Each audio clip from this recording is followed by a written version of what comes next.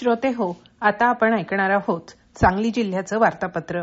या वार्तापत्रात प्रधानमंत्री सूक्ष्म अन्न प्रक्रिया उद्योग योजनेत जिल्हा देशात दुसऱ्या तर राज्यात अव्वल स्थानी, जिल्हा परिषदेचा 2025-26 या वर्षाचा अर्थसंकल्प सादर आणि विभागीय दख्खन जत्रेच्या माध्यमातून 61,35,000 रुपयांची विक्री.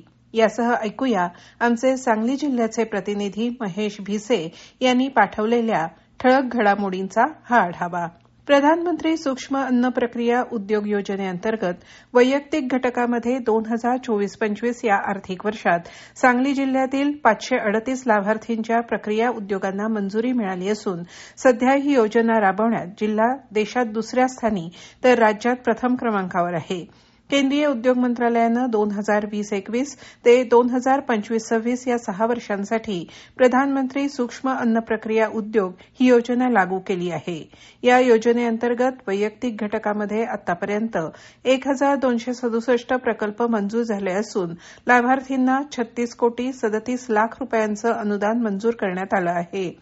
2024-25 या वर्षी 538 लाभार्थ्यांच्या प्रक्रिया उद्योगांना मंजुरी मिळाली असून 12,67 लाख रुपयांचं अनुदान मंजूर करण्यात आलं आहे. यामध्ये प्रामुख्यानं बेदाणा प्रक्रिया, अन्नधान्य प्रक्रिया, मसाला उद्योग, बेकरी पदार्थ, पशुखाद्य निर्मिती प्रक्रिया इत्यादी प्रकल्पांचा समावेश आहे. या योजनेतून 3,465 कुशल आणि अर्धकुशल कामगारांना रोजगार मिळाला आहे, अशी माहिती नोडल अधिकारी धनाजी पाटील यांनी दिली आहे. सुशिक्षित बेरोजगारांना स्वयंरोजगाराची संधी उपलब्ध करून देण्यासाठी राज्य शासनानं 2019 पासून मुख्यमंत्री रोजगार निर्मिती कार्यक्रम ही योजना सुरू केली. 2024-25 या आर्थिक वर्षासाठी या योजनेत सांगली जिल्ह्याला 800 कर्ज प्रकरणांचं उद्दिष्ट देण्यात आलं होतं. सांगली जिल्ह्यानं 100% उद्दिष्ट पूर्ण करून महाराष्ट्रात प्रथम क्रमांक मिळवला आहे. योजना सुरू झाल्यापासून प्रथमच सांगली जिल्ह्यानं 100% उद्दिष्ट पूर्ण केलं आहे. या उद्दिष्ट पूर्तीसाठी जिल्हा उद्योग केंद्रानं जिल्ह्यात ठिकठिकाणी मेळावे घेऊन 3,800 अर्ज बँकांकडे सादर केले होते. या 800 प्रकरणांमध्ये शासनाचं 24 कोटी रुपयांचं अनुदान मंजूर करण्यात आलं आहे. सांगली जिल्हा परिषदेचा 2025-26 या वर्षाचा अर्थसंकल्प मुख्य कार्यकारी अधिकारी तृप्ती धोडमिसे यांनी नुकताच सादर केला. 44,69 लाख रुपयांच्या या अर्थसंकल्पात सर्व विभागातील योजनेनुसार आणि मागणीनुसार योग्य तो न्याय देण्याचा प्रयत्न केला आहे. जिल्हा परिषदेच्या स्वीय निधीतून नवीन योजना राबवण्यात येणार आहेत.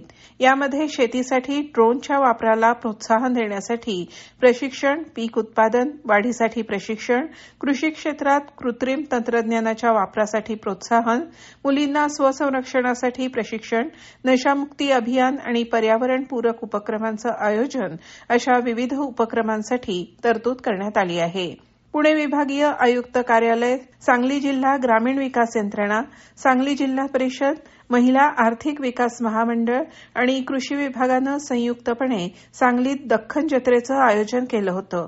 यात महिला स्वयंसहाय्यता बचत गटाच्या वस्तूंचं तसंच ग्रामीण भागातील शेतकरी उत्पादनांचं प्रदर्शन आणि विक्री करण्यात आली. या महोत्सवात ग्रामीण भागातील महिला बचत गटांनी तयार केलेल्या वस्तूंना नागरिकांची पसंती मिळाली. या बचत गटाच्या माध्यमातून एकंदर 61,35,000 रुपयांची विक्री झाली. राष्ट्रीय बाल स्वास्थ्य कार्यक्रमांतर्गत सांगलीमध्ये नवजात बालकांपासून ते 18 वर्ष वयोगटातील हृदयरोग संशयित बालकांसाठी मोफत 2D इको तपासणी करण्यात आली. या अभियानामध्ये आतापर्यंत 1,850 लाभार्थ्यांच्या हृदय शस्त्रक्रिया आणि 28,500 लाभार्थ्यांच्या इतर शस्त्रक्रिया करण्यात आल्या आहेत. जिल्ह्यातील बऱ्याच भागात उष्णतेचं प्रमाण वाढत आहे. वाढत्या तापमानामुळे उष्माघाताची शक्यता असल्यानं नागरिकांनी आरोग्याची काळजी घ्यावी असं आवाहन जिल्हा आरोग्य अधिकारी डॉक्टर विजयकुमार वाघ यांनी केलं आहे. सांगली जिल्ह्यातील सर्व प्राथमिक आरोग्य केंद्र, ग्रामीण रुग्णालय आणि उपजिल्हा रुग्णालयात उष्माघात कक्ष सुरू करण्यात आले आहेत. तर श्रोते हो, हे होतं सांगली जिल्ह्याचं वार्तापत्र. सांगली जिल्ह्याचे प्रतिनिधी महेश भिसे यांनी पाठवलेली माहिती आत्ताच आपण ऐकलीत. वाचन केलं होतं मंजिरी गानू यांनी. हा कार्यक्रम आकाशवाणीच्या पुणे केंद्राच्या वृत्त विभागानं सादर केला.